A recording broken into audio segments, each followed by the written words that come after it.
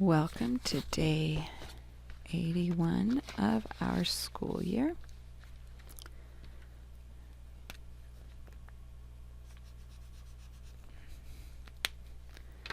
There we go.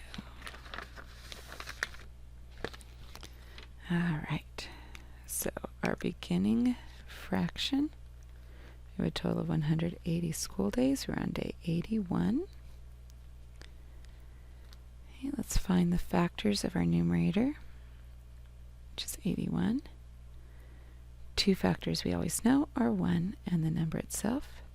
Using the commutative property of multiplication, I can also write it as 81 times 1. Now we're going to use our divisibility rules to look for any other possible factors, and we're going to go in order so that we don't miss any. So in order after 1 is 2. The rule for 2 is that it ends in an even number. It ends in an odd number, so that means 2 is not a factor. And if 2 is not a factor, no even number will be. So I just need to check the odd numbers now. So let's see, the rule for 3 is that you add the digits together. So 8 plus 1 equals 9. 9 is a multiple of 3, so 3 is a factor. 3 times 27, 27 times 3. So next we try 5. The rule for 5 is that it ends in a 0 or 5. It ends in a 1, so 5 is not a factor. We try 7. 7, 14, 21, 28, 35, 42, 49, 56, 63, 70, 77, 84. 81 is not in that list, so 7 is not a factor. We try 9. The rule for 9 is the same as 3. 8 plus 1 is 9. 9 is a multiple of 9, so 9 is a factor. 9 times 9. When I get my factors the same, it means it is a perfect square. And there is no counting our natural numbers between 9 and 9, so we are done. Our factors are 1, 3, 9, 27, 81. We have 5 factors, which is more than 2 factors, so it is composite. And now we need to figure out which one of these is our greatest common factor. So let's start with 81. Remember, your groups do not have to look like mine, but we need to keep the shaded separated from the unshaded. And we need to make sure there's 81 in each. So 10, 20, 30, 40, 50, 60, 70, 9, 80, 81. So I have 18 left over. That means 81 is not a common factor, because we can't have a remainder if it's a factor. Let's try 27.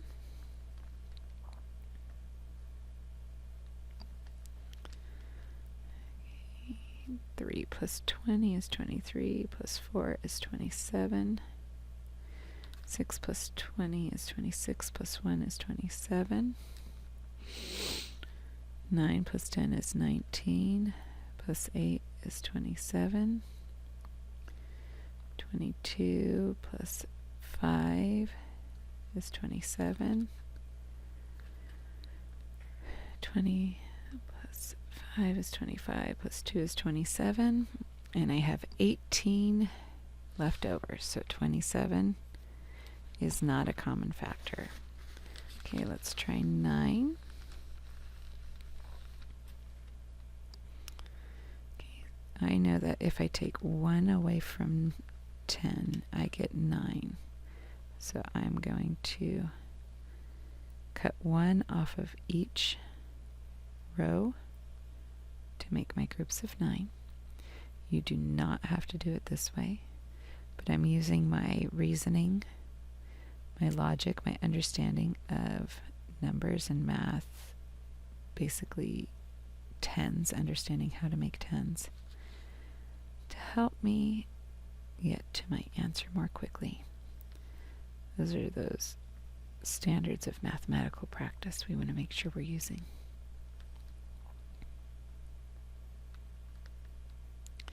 Now, if this doesn't make sense, you can always count, because I'd rather you get to the right answer slowly than the wrong answer quickly. So 9 worked. I have no remainder, so that means 9 is our greatest common factor. Let's count up our total groups of 9. 1, 2, 3, 4, 5, 6, 7, 8, 9, 10, 11, 12, 13, 14, 15, 16, 17, 18, 19, 20 total groups. And I have 1, 2, 3, 4, 5, 6, 7, 8, 9. Well, 20 is one of those numbers that I can easily get to 100, so I can figure out what my percent or per 100 is. And to multiply to 20 to get 100, I have to multiply by 5, which I also have to do to my numerator then. 9 times 5 is 45. So there's my equivalent fraction with a 100 in the denominator. So that gives me my 100, my cent, my percent. So 45 hundredths is the same as 45 hundredths, which is the same as 45%. That means we have 55% of the school year left. We're only 5% away from halfway into the school year. Okay, now that we've done our division with our model, let's go ahead and divide using our algorithm.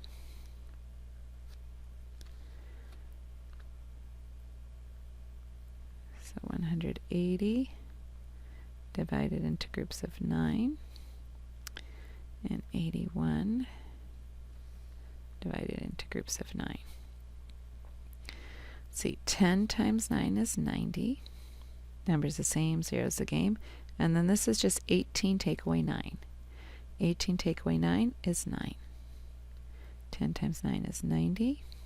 Number's the same, zero's the game. Here, 5 times 9 is 45. We have more on the floor. Go next door, regroup 10 more. 11 take away 5 is 6. 7 take away 4 is 3. 2 times 9 is 18. More on the floor. Go next door, regroup 10 more. 16 take away 8 is 8. 2 take away 1 is 1. 2 times 9 is 18. Number's the same, zero's a game. Now you did not have to get to the solution the way I did. You could have known that 20 times 9 was 180. 10 plus 10. But I just wanted you to see that there's more than one way to get to the right answer. 5, 6, 7, 8, 9. So we still need to check divisor times quotient plus remainder. Divisor times quotient plus remainder. Since my remainder is 0 for both, and the identity property of addition says when you add 0 it stays the same, we don't need to take time to add the 0. 9 groups of 0 is 0. 9 groups of 2 tenths is 18 tenths. 9 times 9 is 81. 81, that checks with our dividend here. 180, that checks with our dividend here. So our numerator is definitely 9, and our denominator is definitely 20. All right, let's go ahead and fill in our data collection page. Okay, today is, it's trimester 2, week 5. Today is 12/10/19. And our fraction for today is 9/20, which is equal to 45 hundredths, which is equal to 45%. We have completed 45% of the school year. We have 55% of the school year left. Okay, we made groups of 9, so let's go ahead and get out our number line. Look for the 9. Go across. Okay, so we have 7/20. Then we have 8/20. But that is not the simplest form. We have an equivalent fraction of 2/5. That is our simplest form, or lowest terms. Okay, we also have an equivalent fraction of 12/30ths, 18/45ths, and 36/90ths. And then we have today is 9/20ths.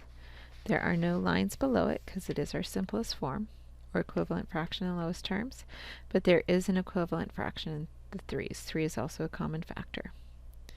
Okay, let's go ahead and put your number line away, erase your worksheet, and thank you for joining me.